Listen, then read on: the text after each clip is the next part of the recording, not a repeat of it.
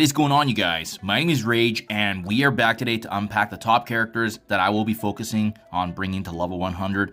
These are characters that I'm choosing based on how I'm currently playing the game, as well as the game modes that I'm trying to prioritize. But keep in mind as well, guys, obviously every player is going to have a different experience, but I want to walk you through my logic of each of these characters, so let's get right to it. First and foremost, without a doubt, both Super Skrull and Upgraded Apocalypse are hands down the best characters in the game. So obviously, at the end of the day, they're going to still have value in the 2024 year. They likely will be used in arena meta or some way, shape, or form. Or even if they do follow the arena meta, they're going to have value in other game modes, especially since we're seeing some hybrid teams with Super Skrull in the bio raids. But he's useful in Dark Dimension 6. We're likely going to be needing him in Dark Dimension 7 and onwards. So honestly, it goes without saying, him and Apocalypse are going to be instant locks right away, so I won't spend too much time talking about them. Now, one of the best legendaries in the game, guys, I think still hands down is gonna be Black Cat. Although there's some variations of her in arena and where she is used or not used, I still think her Secret Defenders team is gonna be a top 5 team in the game for quite some time. We kind of see that persisted with Infinity Watch and then Darkhold with the Horseman teams, but Black Cat has very strong staying value because of what she can also bring into Dark Dimension. Her versatility in all game modes. She is easily hands down either the best legendary character that we have right now outside of the Horseman, or the second best, just based on the value that you have. So character you definitely want to be bringing, and especially with her being a skill character, we're going to have these specific traits in mind. Right now, just remember that likely after the Hive Mind team is out, maybe there's another team, there likely will be another skill team coming into the game, so you want to be strategic with this. But without a doubt, I'm placing her on the top list because of Secret Defenders, where they are in the meta right now. And even if you're not in the top 10, top 20, you likely will be utilizing some way, shape, or form of their team in the top 50 to 100. We also have characters like Ghost Rider, Robbie Reyes, right? He's going to synergize with the Secret Defenders. Similar story with the Black Cat here, the value they bring in. The only downside with him is that he is a Mystic character. That's going to conflict potentially with some of the Mystic characters we're going to be needing to bring up for Dark Dimension 7, especially with both Dormammu and Dr. Doom using the same uniques as Robbie Reyes, and as well as both being Mystic gear. This is going to be potentially a bottleneck we can see. But, it goes without saying, right? He's going to be hands down the king of Dark Dimension for the city section for quite some time. Nobody can get the job done like he does, and even if Black Cat falls out of the meta and arena, Robbie is still consistently getting utilized because of the trauma that he brings, his crowd controlling aspects, his devastating damage, and the synergy that he has with any characters that can actually have bleed as well. He's just a top toon right now, and we definitely want to be focusing on these characters that you can use not just in arena, but can give you value in all the other game modes, right? Even if you want to slot him in raids as well, he actually is a very decent character with that. So without a doubt, gonna definitely be one of my priorities once the new level cap does get released here. We also have a character in Kestrel, and to be honest here, I'm focusing Dark Dimension value, raid value, but Kestrel is still one of the best characters in the game right now, especially with the reworks, especially now with her and the fellow respective Pegasus team being locked for the tech sections for incursion rate. So even right now, if you just have Kestrel built up and the rest of the team at gear tier 14 and 15, you're going to be able to get through incursion too. That's how strong Kestrel is.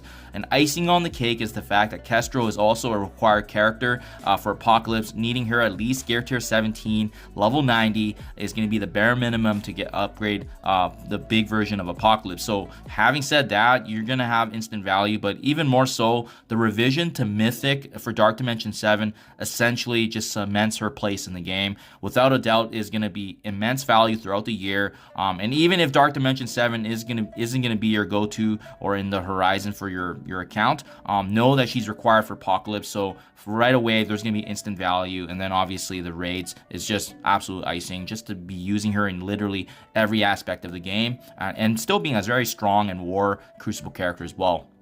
Kind of similar on that note, Spider Weaver isn't really on the top of my list, but I think she does bring in a lot of value depending on what your game focus is, right? She's not used in arena, not technically. She can be a slotting character for raids, but what I really like is the fact that she can actually be used pretty strongly in Dark Dimension, and as well being a top toon for Cosmic Crucible.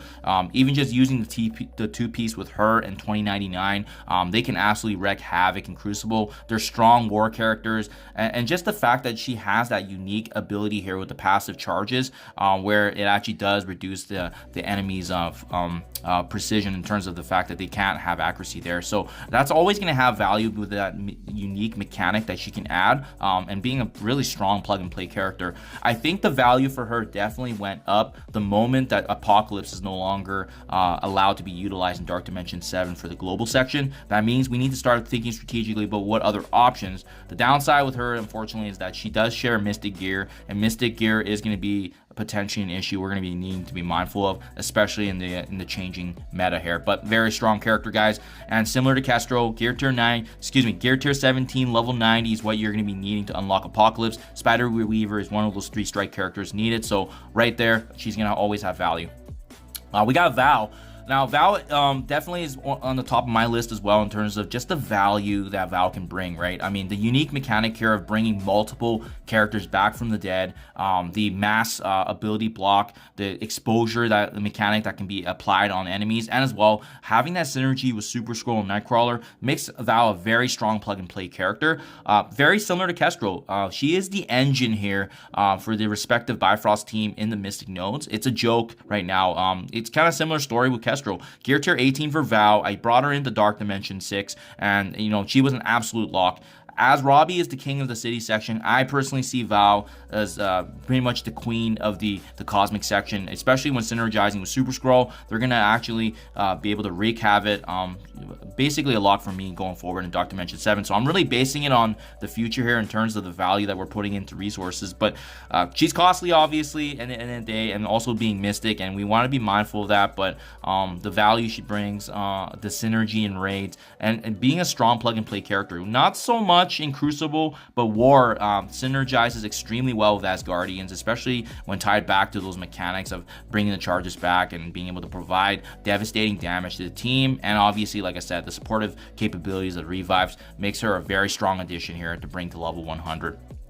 We got Kang the Conqueror. In my honest opinion, with Apocalypse and Super Scroll being the top 2 toons in the game, Kang is in that discussion here for either the number 3 or number 4 spot. Obviously his value is more from the player versus player aspect in Cosmic Crucible and War. Not so much in the PvE content, but I really liked how he fared in Dark Dimension 6. He's hands down the best tech character, in my honest opinion, in the game.